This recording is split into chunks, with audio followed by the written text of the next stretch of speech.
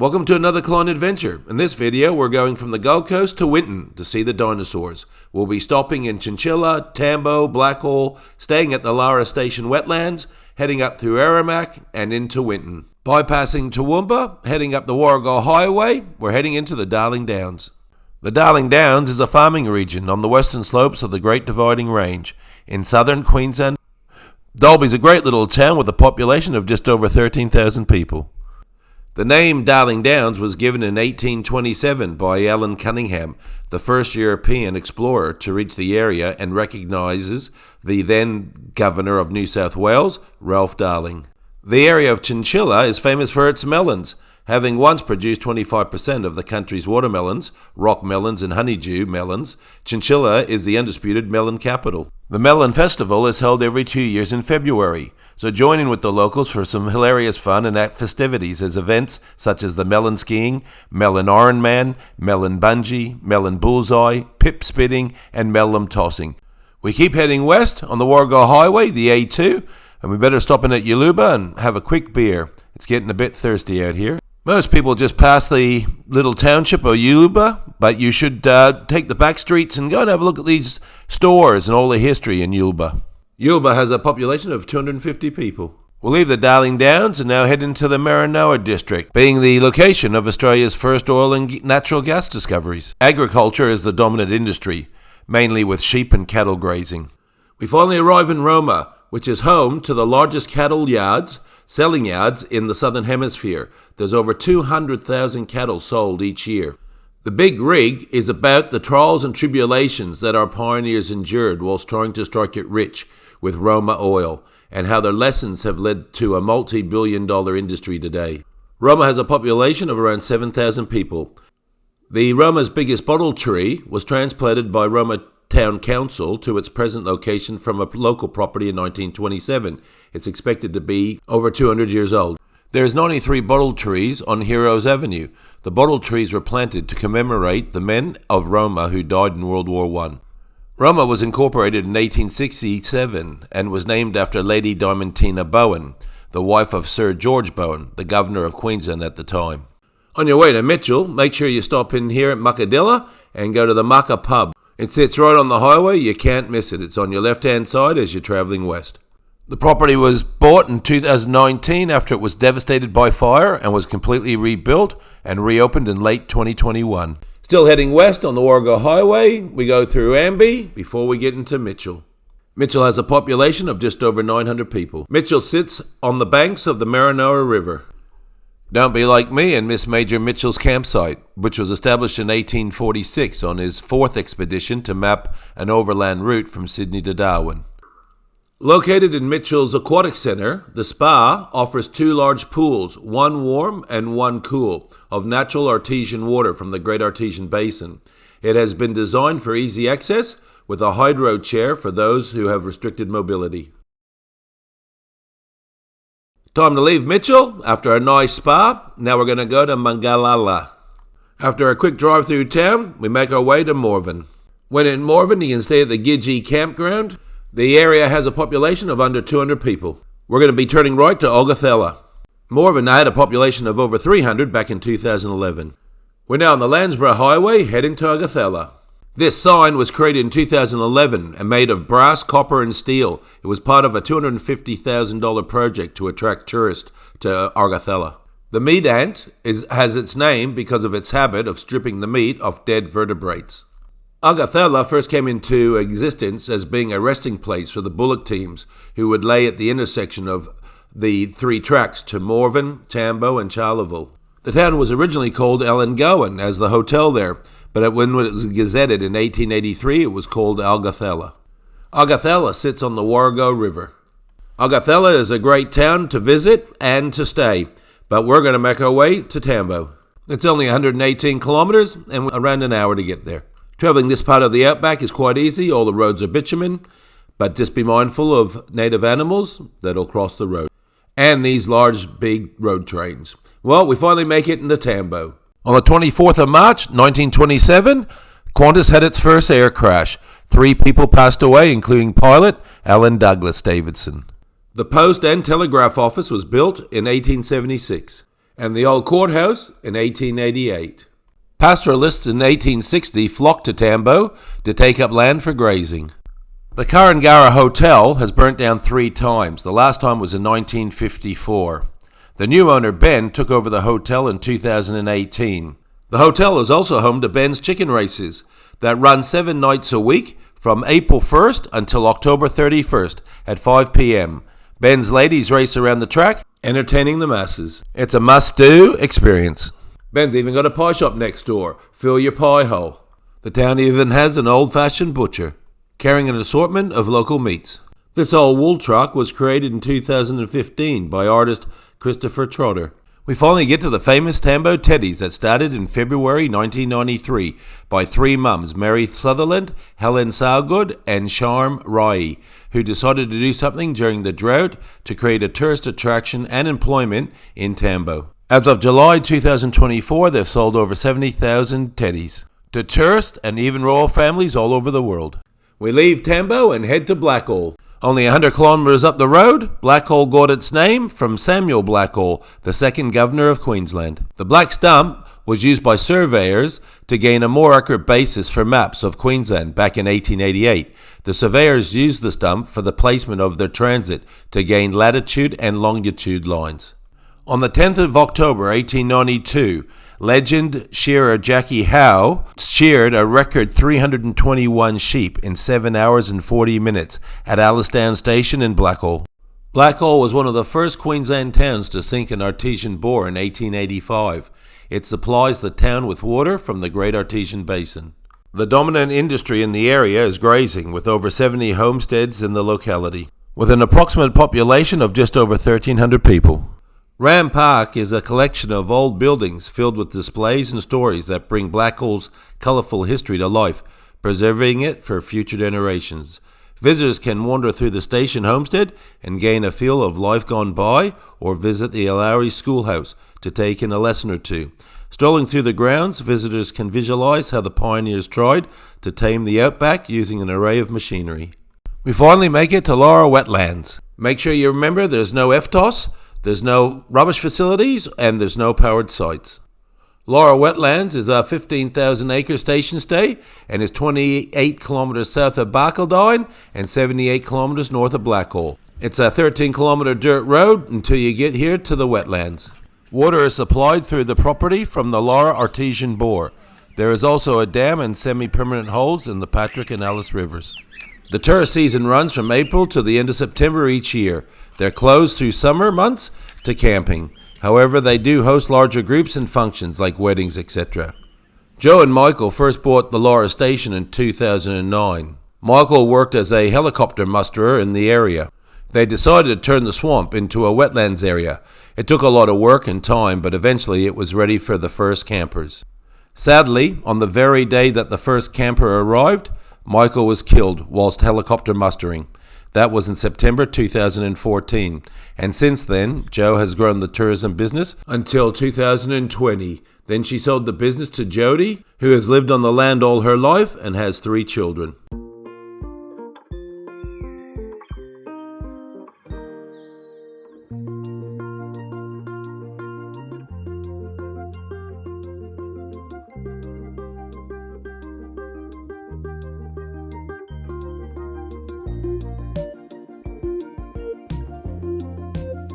You can either bring your own firewood, or you can buy firewood at the office for $15 per preloaded trolley. The only time you can't have a fire is if the local council deem it to be a fire ban. You need a fire pit to have your fire, and self-collection of firewood is not permitted anywhere on Lara Station, or the wetlands, or on the access road into Lara Wetlands. Generators are more than welcome, but be advised that you're only allowed to run your generators in intervals in daylight hours between 8 a.m. and 10 a.m. and again at 3 p.m. to 5 p.m. only. Again, remember, there is no rubbish bins available at Lara. Everything you bring in, you have to take out. So be advised that you should bring your own little bin and rubbish bag so rubbish can be sealed and taken out when you leave. These hot springs here in the pool are absolutely beautiful. It's about 38 degrees and very nice in the morning. The thermal pool is open from 6 a.m. to 10 p.m.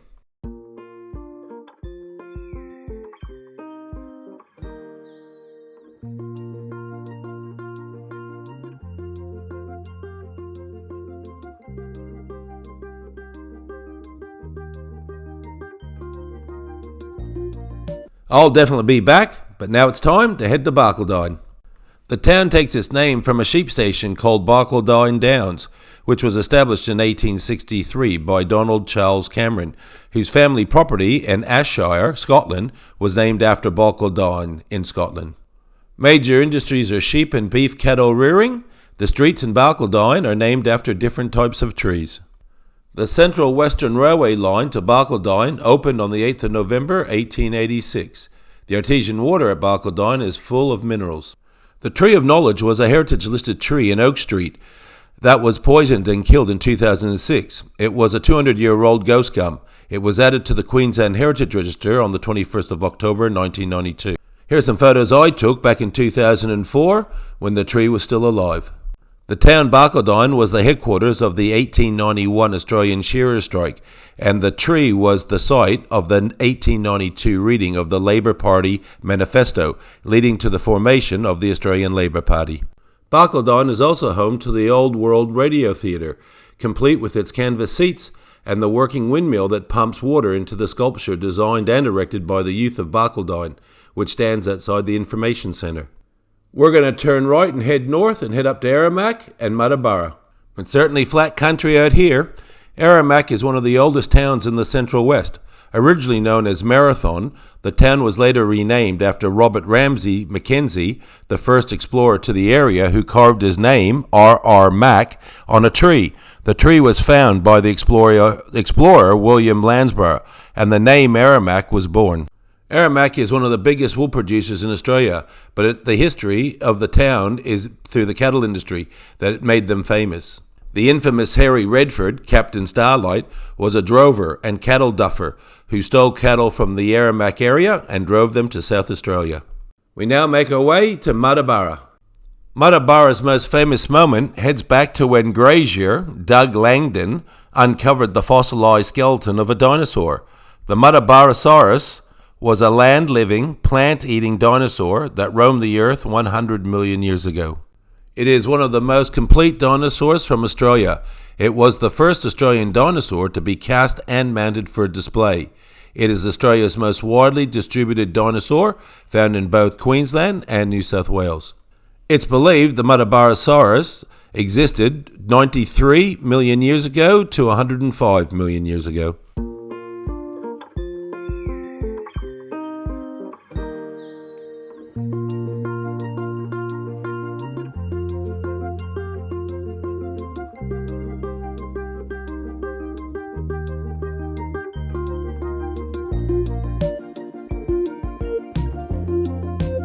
Muttaburra has fuel, a pub, and a little coffee shop. The population of Muttaburra is approximately 150 people. We're going to turn left and head to Winton via Morella. Just out of Muttaburra, there's a great little sculpture park. Make sure you stop in and have a look. They've got tables so you can sit and have a coffee or even lunch.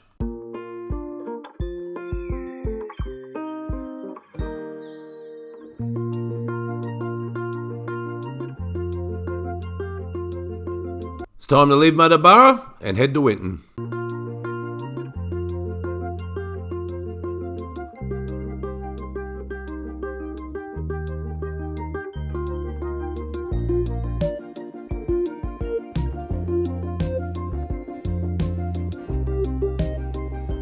We're going to turn right and go to Winton, but you can take this left-hand fork, and this will take you to Longreach.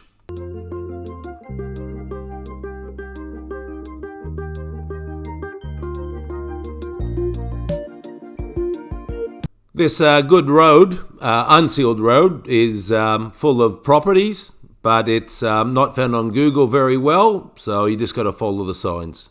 We get back onto the Landsborough Highway after travelling west. We're going to turn right to Winton. We finally make it into Winton.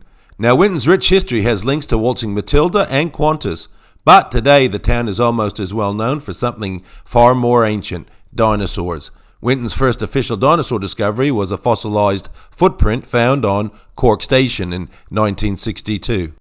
Winton is also known as the home of Waltzing Matilda, with Banjo Patterson writing our unofficial national song in 1895 while visiting Dagworth Station.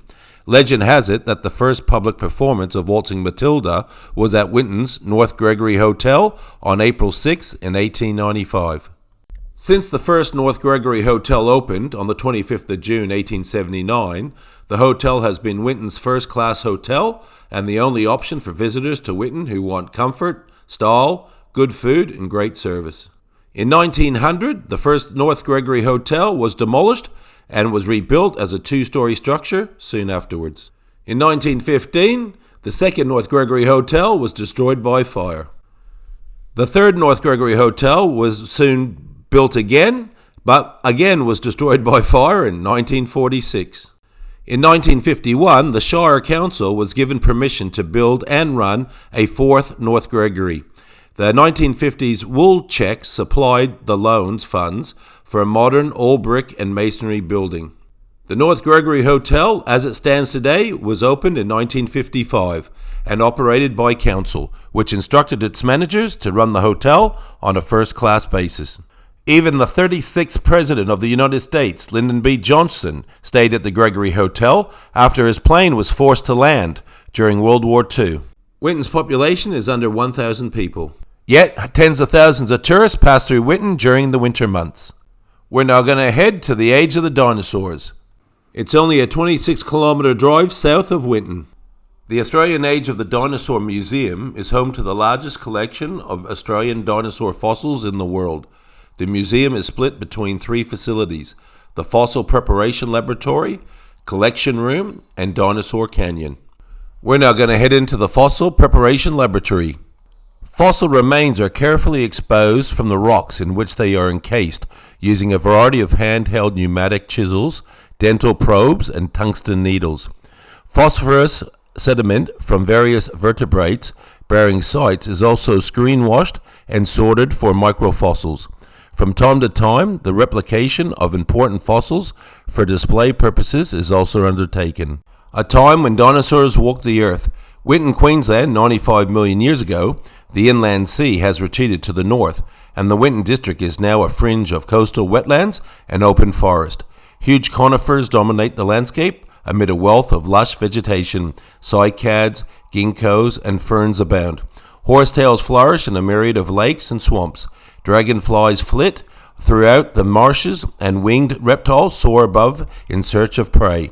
Heavy rain is common, the climate humid and cool. Rivers meander northward, north to the inland sea, and lungfish, turtles, and crocodiles indulge in their depths. This is the age of the dinosaurs. We just left the reception center, and now we're on the Noble Express shuttle to Dinosaur Canyon Outpost.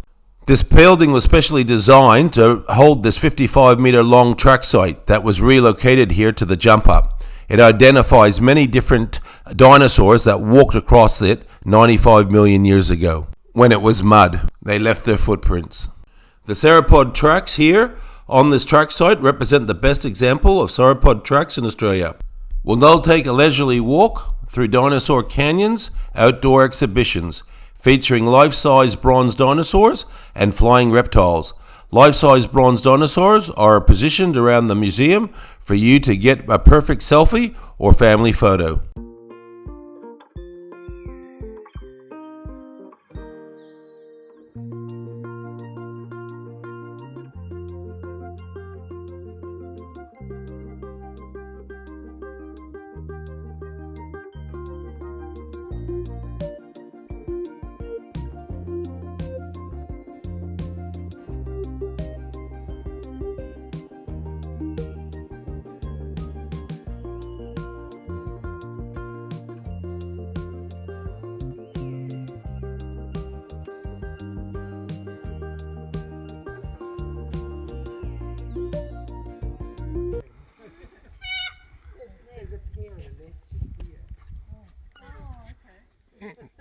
Shady spot.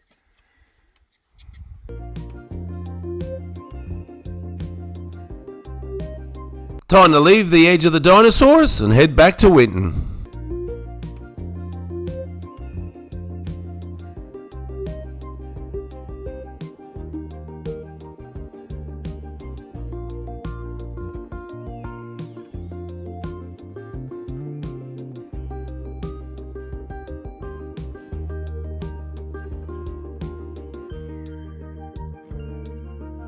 Birthplace of Qantas was announced on the November 16th, 1920 in Winton, with the initial registration of the company.